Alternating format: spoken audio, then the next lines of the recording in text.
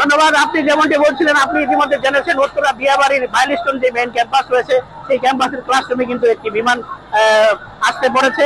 বিমানটি আমরা যতটুকু জেনেছি বিমান বাহিনীর একটি প্রশিক্ষণ বিমান ছিল, এবং আপনাদের দেখাতে চাই ক্লাসরুমের ভিতরে কিন্তু বিমানটি আসতে পড়ার পর এই ক্লাসরুমের ভিতরে যে ছাত্রছাত্রীরা রয়েছে, এই ছাত্রছাত্রীর মধ্যে অনেকাংশ নিহত ও আহত হওয়ার ঘটনা ঘটেছে।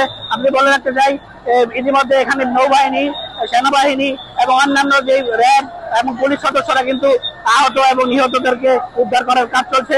আর আপনাদেরকে বলে রাখতে চাই বিমান বাহিনীর বিমান হেলিকপ্টার কিন্তু ইতিমধ্যে আহতদেরকে কুর্মিতলা হসপিটাল এবং আপনার ঢাকা মেডিকেলে নিয়ে যাওয়ার জন্য কাজ করছে।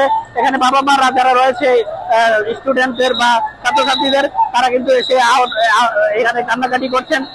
কেসারেন শেকড় থেকে শিখরে এবং উদ্ধার কাজ চলছেন।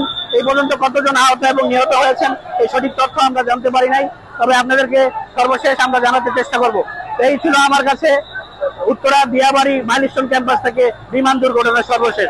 ধন্যবাদ আপনাকে।